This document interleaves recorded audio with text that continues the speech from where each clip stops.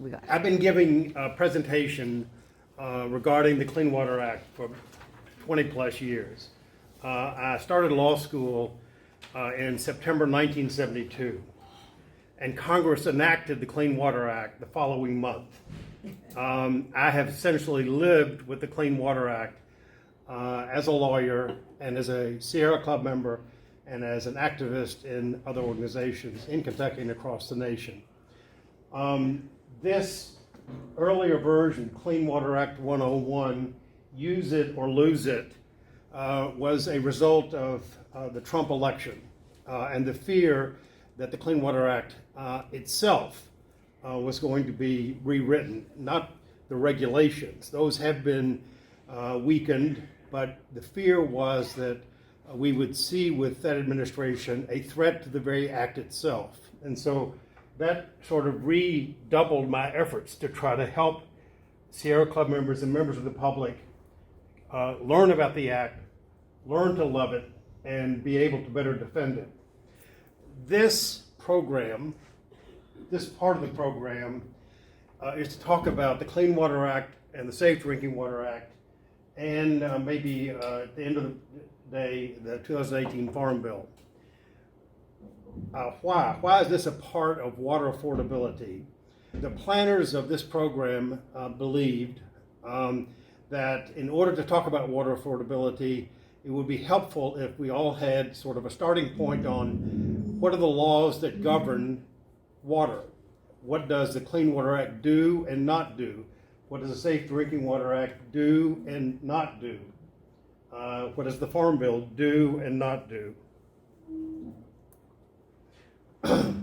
Why Clean Water Act 104? 104 is just my way to distinguish the presentation I gave last year, and the presentation I gave the year before, and the presentations I gave the year before.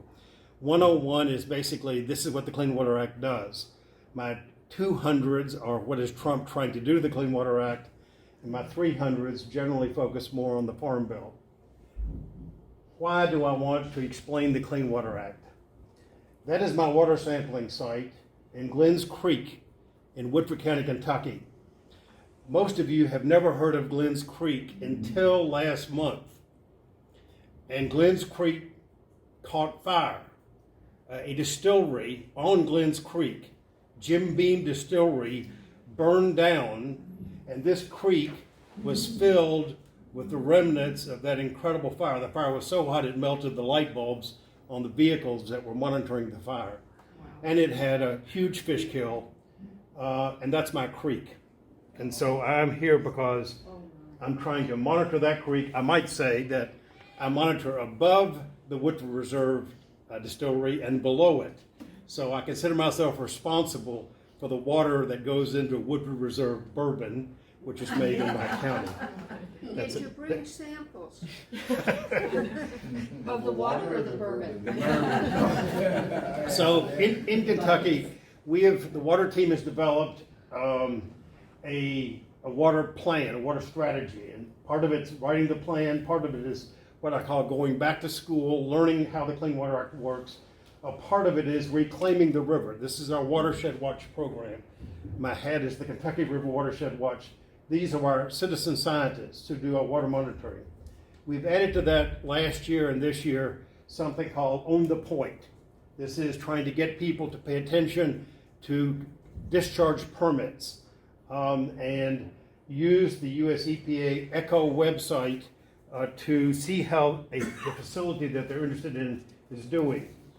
We also, in Kentucky and other places across the country, in the Sierra Club, are focusing on food and agriculture. Some of you may be familiar with the Sierra Club landscape that Katie Mayman did that helped jumpstart the Sierra Club's sleeping focus on rural America. That focus is now a fairly aggressive focus on building soil health. We're finding that in the campaigns. A part of our work is litigation and elections, holding accountable, saving the Clean Water Act. I had the privilege of being able to go to last year's annual meeting after the election and congratulate my fellow Sierrans. We have saved the Clean Water Act. That is, the last threat to the act itself, we had survived that. Now we have to begin the rebuilding. Making a splash, that's having fun. but I asked the question, what is missing? And you can see at the top, why Clean Water 104? The value of water. What is missing from a lot of our discussions is a recognition of the critical importance of water. And let me say it a little differently. Well, this is Glens Creek drains into the Kentucky River. So Glens Creek is my creek. The Kentucky River is my river. This is a beautiful river, and you can see it looks pretty empty. It's not getting used. It's frankly a neglected river. And so here's my cheap advertisement. This is my daughter and one of my granddaughters, one of my daughters and one of my granddaughters. Behind that is a solar-powered sailboat. Ken Cook is navigating. This is part of getting on the river and learning to re-love the river. Now, the value of water. These are somebody else's words. The distinction between market price and economic value was famously noted by Adam Smith in a passage in The Wealth of Nations describing the paradox of water and diamonds. His words, the word value, it is to be observed, has two different meanings, and sometimes expresses the utility of a particular object, and sometimes the power of purchasing other goods, which the possession of that object conveys.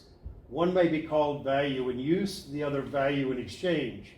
The things which have the greatest value in use have frequently little or no value in exchange. And on the contrary, those that have the greatest value in exchange have frequently little or no value in use. Nothing could be more useful than water, but it will purchase scarce anything. Scarce anything can be had in exchange for it. A diamond, on the contrary, has scarce any value in use, but has great quantity of other goods may frequently be had in exchange for it. Looked at differently and more modernly, Robert Costanza is recognized as putting the word ecosystem service in front of us and natural capital. What I'm going to be presenting has a lot of blue links, and my intent is that we will race through this during my allotted time. We're not going to go to too many of the links, but my intent is that you will have access to this.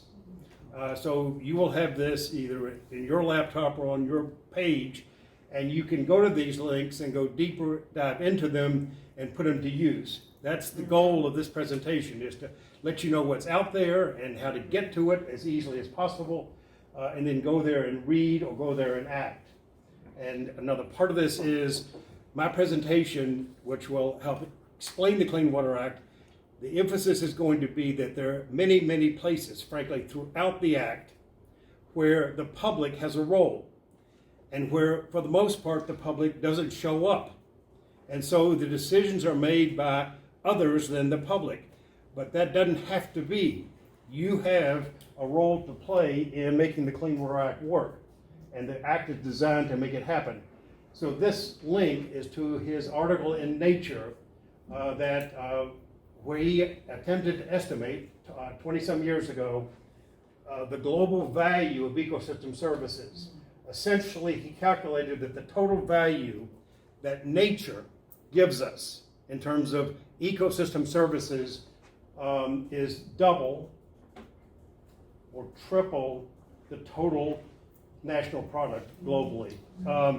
So nature does more for us than we do for ourselves. And the lesson there is that we should be protecting it.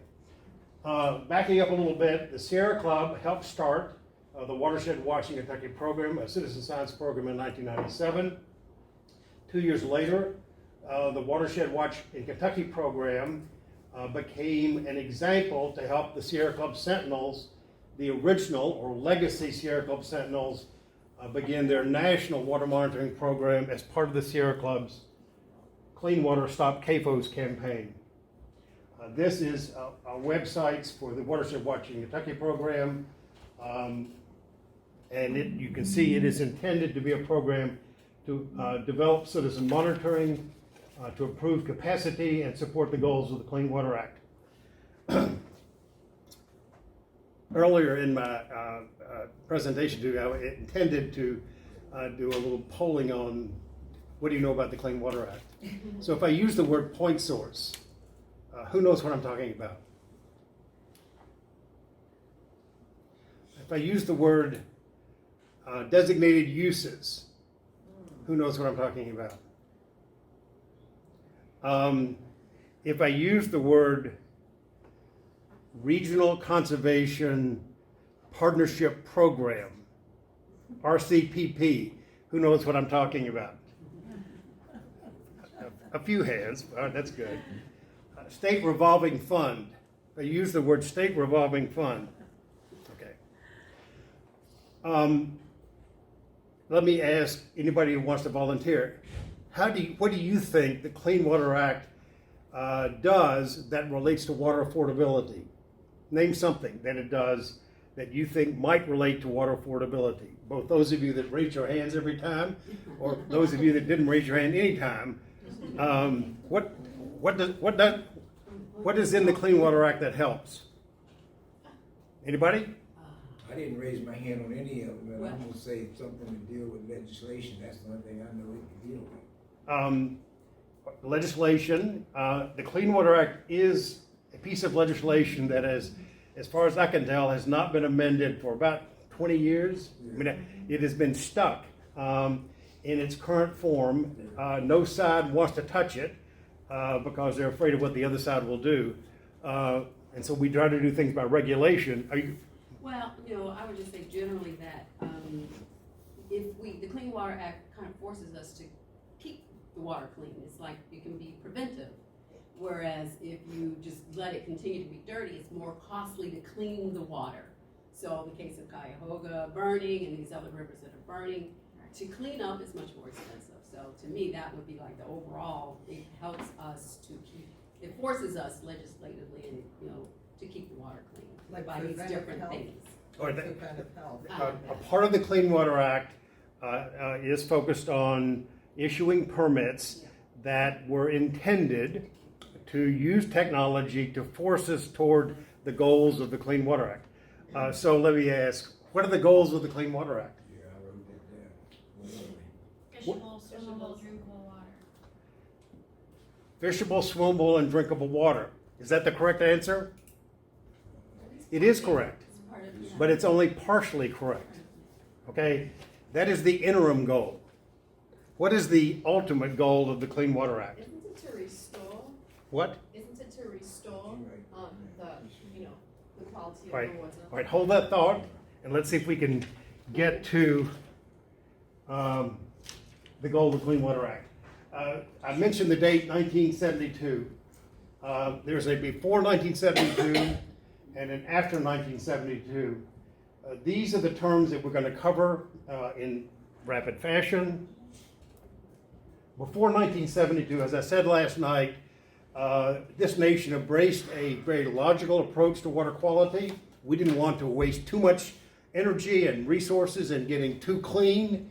So we were going to use the nation's streams and oceans to help us get rid of pollution by getting our pollution into the stream so it could be diluted and it would no longer be pollution, and that we would just load up the pollution legally into the stream, provided we didn't impair any designated uses. That's fishable, swimmable, and drinkable. We approved mixing zones and dilution zones. We approved combined sewers.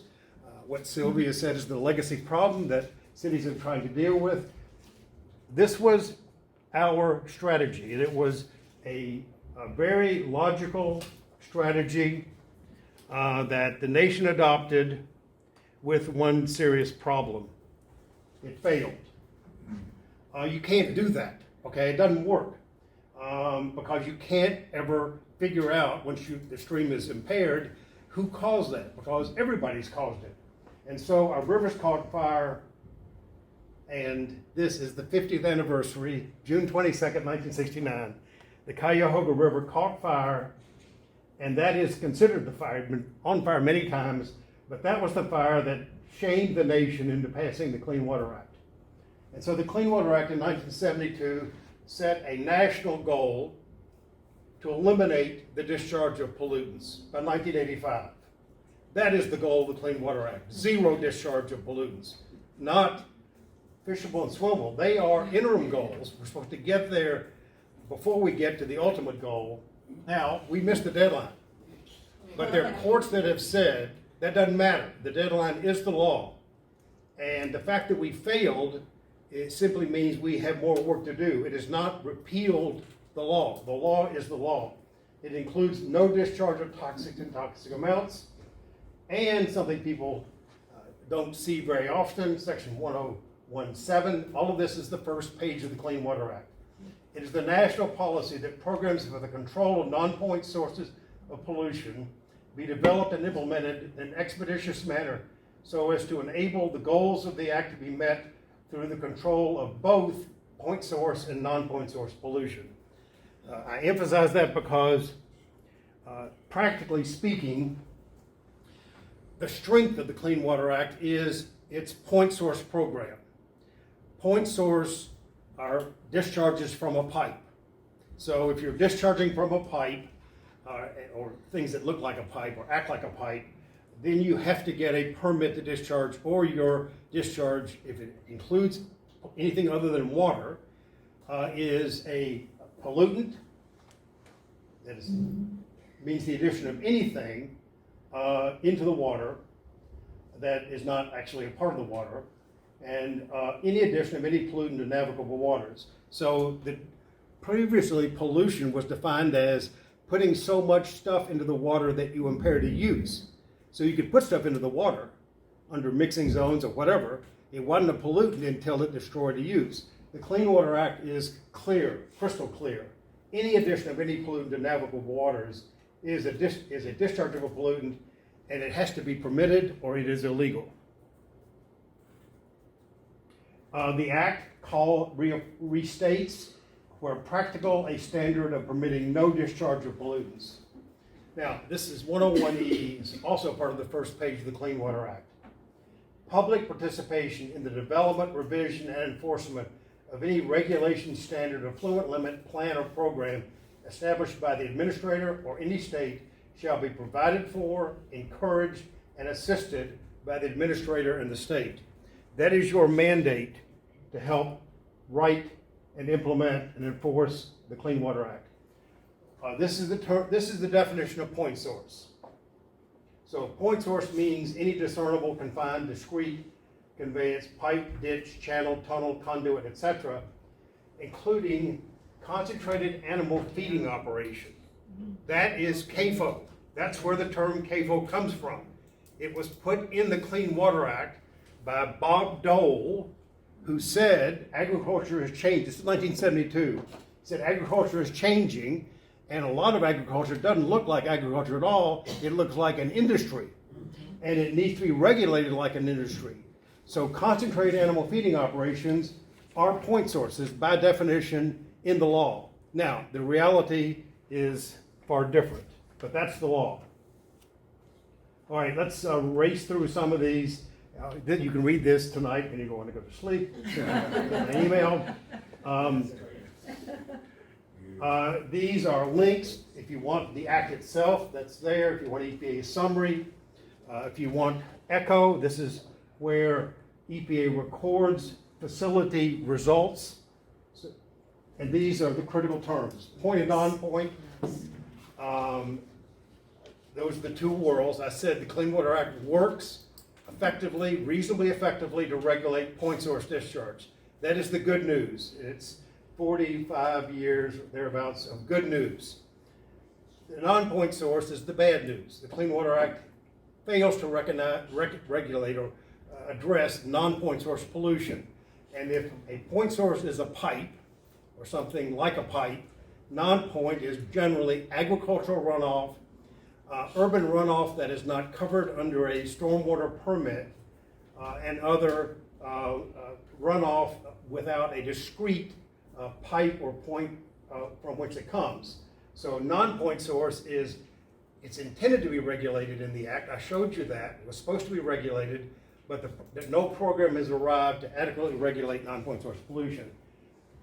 The next critical term, National Pollutant Discharge Elimination System Permit, Section 402. This is the piece that makes the Clean Water Act effective. This NPDES is the heart of the successful part of the program. In Kentucky, it's called a KPDES permit. But notice the name, Pollutant Discharge Elimination System. It is not a pollutant maintenance system. It is not intended to be a permanent license to pollute. It is intended to be a part of a process that gradually increases technology and forces us closer and closer to zero discharge. Effluent limits are the engineering technology forcing aspects of the Clean Water Act. These are the levels of treatment.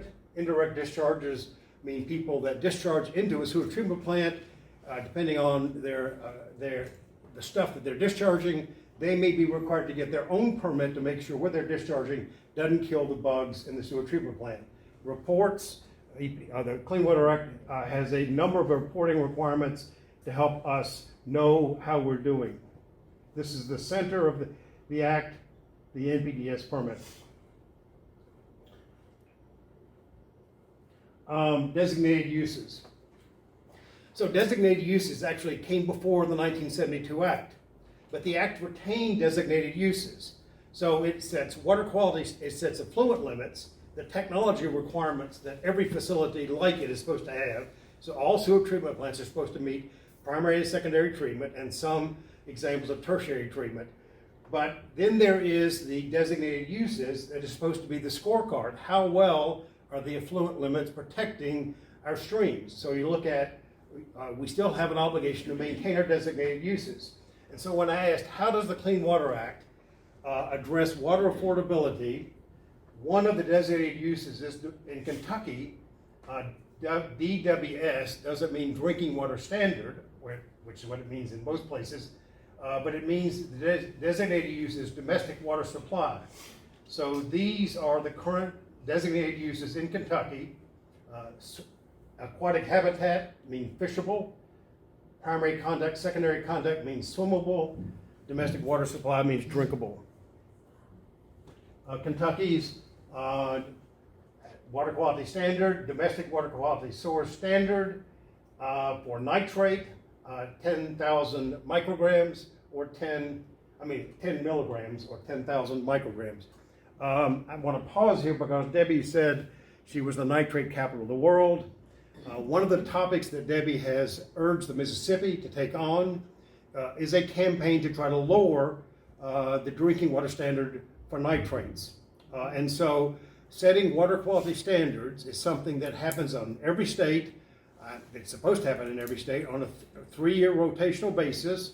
And this is a public process. You are supposed to be able to get notice that the state is reconsidering its water quality standards. And if you have the ammunition, because of your citizen science work, that there's a problem that is unaddressed, you should be able to participate and advocate for stricter standards. For 20 years, I've been asking Kentucky to set numeric nutrient limits for phosphorus and nitrogen. We don't have them. We've sued. We've compromised. But this is an area where you can access the process. This references the Kentucky On the Point program, where we review discharge of permits and results and become advocates for improving the permits. These are more links about things happening in Kentucky. The last one is where you can access Kentucky's fact sheet for a facility and the proposed permit. So when permits are issued, it's supposed to be reissued every 5 years. There is a public hearing process, and you have the right to be heard, and you have the right to sue for permits that you have a basis to sue that are not adequately protecting. I have had the Western Regional Wastewater Treatment Plant in Boone County in litigation for 10 years, trying to get nitrogen limits, limits for that facility. This is a checklist of issues. But it's illegal to live in a residence without running water, but it's legal for them to cut off the water to the residents. Okay. How have lawyers addressed that contradiction? Well, that hasn't gotten to me yet. But I think there is a lawsuit there, potentially. But I haven't brought it yet. I was looking for a way to lead in. I'm glad you asked that question, because my main concern is, dealing with the individual. This was an actual little story, and this was the letter that I did at the hearing that was in Kansas City. So I'm going to read just a bit of it, okay? For months, Reverend Felicia Campbell, who is partly blind and lives on a fixed income, kept a secret from her congregation and friends and even adult children. It was a secret she was ashamed to share. She was living without running water. Yeah. Okay, this is the Chicago case. Like a growing number of Americans, this 63-year-old Chicago resident couldn't afford to pay her rising $5,000 water bill. In August of 2018, her water was turned off. The Chicago Water Department offered her a payment plan, but required a $1,700 deposit before restoring the water. She didn't have it. So when you was talking, I thought about that. See, I don't have anyone like you that's inside the inner city fighting legal cases for this. And I know that there needed to be some type of case, and you just said there should be some kind of lawsuit about that happening. I mean, I believe when I was in law school a long, long time ago, a friend of mine came to me and said, join the Sierra Club.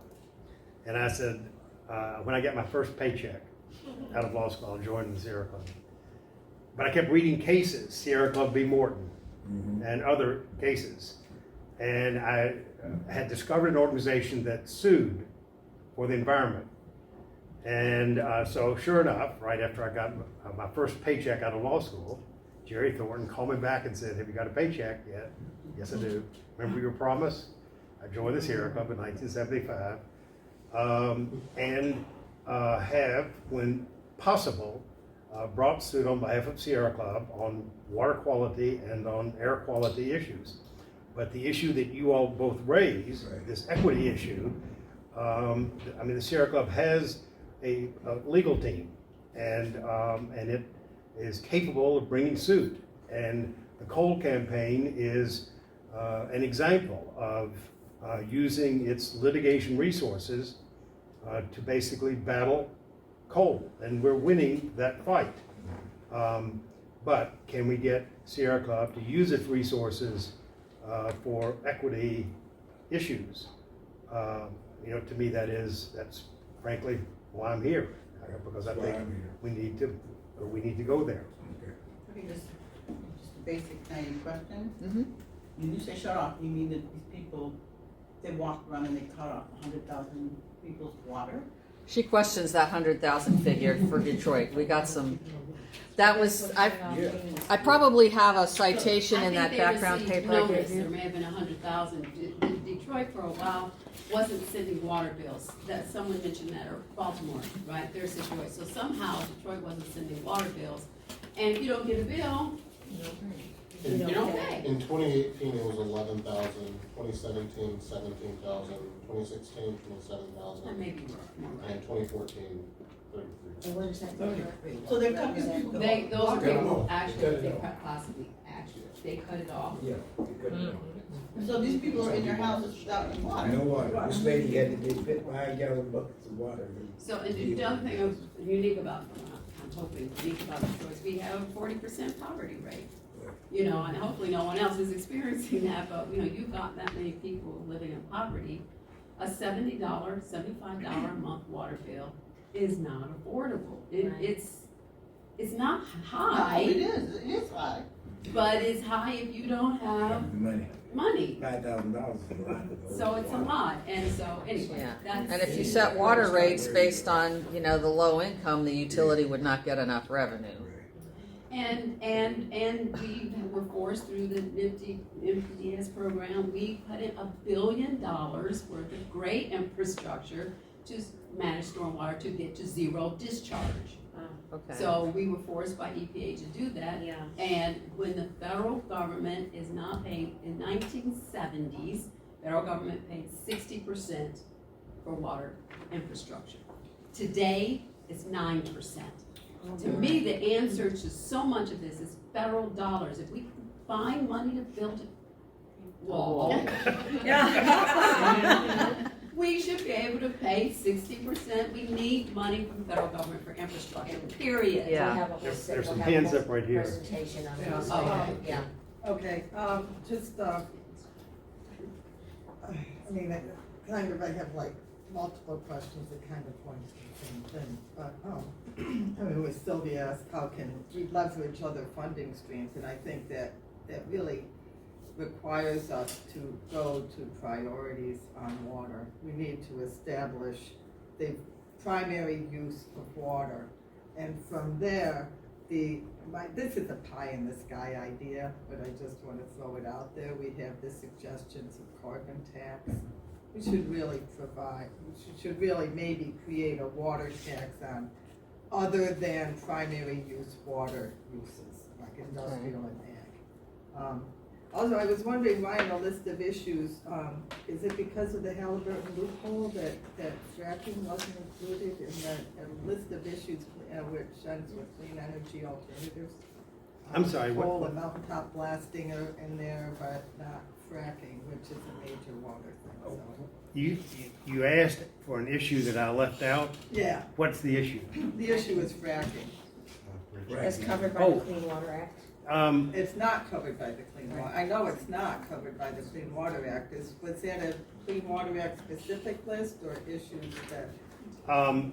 We'll get to, I think we have an energy slide toward the end. So let me push a little further along. Hank, I don't know how useful this is. Right now, Water Sentinels, I think we're gonna have a webinar on how states are implementing 401 of the Clean Water Act. Is that important for you to talk about so that people can be on that webinar if we can organize it? And the effect that section 401 has on all of this? Because apparently states implement the 401 section differently, and there's, right now, there's a comment period opened up on that section, and we're gonna try to have a webinar on that section 401. Does that have much implication to this Well, today? Thank you. When I asked, how does the Clean Water Act affect water affordability? And we focused on the permitting process. But remember that the Clean Water Act also has, it is the part of our law that protects wetlands. So the wetland protection role of the Clean Water Act, which is a Corps of Engineers role and a water quality certification role, is also a part of water quality, because wetlands are related to water quality, water management, because wetlands help store water and protect New Orleans from hurricanes if they were there. So the loss of wetlands and the WOTUS rule are a critical part of making the Clean Water Act live up to its potential. So another category of how does the Clean Water Act affect water affordability and ecosystem services is both protecting the remaining wetlands and restoring wetlands where we can restore them, which is building back the Everglades and the other wetlands that we have channelized or we're farming now, giving them a chance to come back and serve their wetland function. So this is the 401 section. So wetlands are a part of the solution. I did want to get to the SRF, if I can, because Sylvia mentioned that.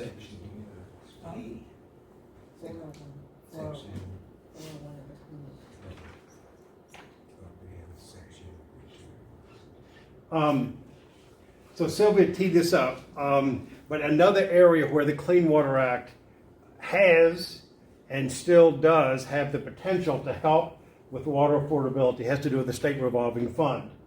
The Drinking Water State Revolving Fund was established in the 1996 amendments to the Safe Drinking Water Act. It makes a loan to the states. The states, the last sentence says the states are to provide a 20% match. So these links help get you to the EPA webpage on the Drinking Water State Revolving Fund. The way I know that is that Kentucky gets a chunk of money. Some of it goes to the wastewater revolving fund, and some of it goes to the drinking water revolving fund. Why does that matter to you? Because every state has to go through a NEPA-like process to award those funds.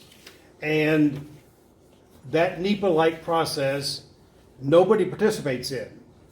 The only people that show up for the public hearing on awarding monies from the state revolving fund to municipalities, either for drinking water or for wastewater, are the city and the agency. I know that because when I go there on behalf of concerned citizens, it is a startle to everybody in the room because they haven't had a citizen show up ever for the public hearing that they have as part of the award of money for drinking water facilities and sewage facilities. I was there because in 2 cases, these SRF monies were to be rewarded, a certain percentage of them were to be rewarded for green infrastructure projects. 10% when it first started. Under Obama, there was a requirement that 10% needed to go to green infrastructure. Well, in 2 cases, I was there where in one case they were putting concrete in a stream to harden a water pipe, a sewer pipe that crossed a stream. And they covered it in concrete because the stream was eating out from under the pipe and they were afraid the pipe was going to break. So they decided to just pour concrete around the pipe in the stream, and they got green infrastructure money to do that. Now, there's nothing green infrastructure about pouring concrete around a sewer pipe in a stream. Similarly, this is Northern Kentucky Sanitation District. They got green infrastructure money to run a sewer line uphill to a new sewer treatment plant that wasn't getting much use from the Ohio River, and they got green infrastructure money to build the pipe. And we said, this is not green infrastructure, and SD1 in its wisdom has abandoned that project and is treating the sewage that's down on the river where it was created rather than trying to pipe it up the hill. Now, this is an opportunity for you to participate in your state's award of SRF monies and assert NEPA-like considerations. Have they considered green infrastructure? Are they faking green infrastructure? Should this money be better used in a way that takes advantage of ecosystem services? So I want to make sure that the SRF opportunity and the NEPA-like requirement that is built into the SRF opportunity is put in front of you, along with protecting wetlands. Now, I think We're cutting into a break. You've got a question over here, Hank. You mentioned that under Obama, 10% of the state revolving funds were supposed to go to green infrastructure. Is there still a requirement, and if so, what is it? I don't know what it is today. I just know that when I last looked at the SRF, they were awarding money to SD1 to build a pipeline from the river up to the top of the hill in Campbell County to get it to a sewer treatment plant that was half full. And I said, that's not green infrastructure, so they abandoned the project. But there is some requirement, I think, still, that some percentage shall go to green infrastructure. Any other questions about the Clean Water Act? Are those loans or grants? Loans. These are all loans. The EPA has moved away from grants, and this is news from the American Water Works, and we'll come back to this afternoon. The American Water Works applauds Congress recently enacting 3021, reauthorizing the drinking water SRF.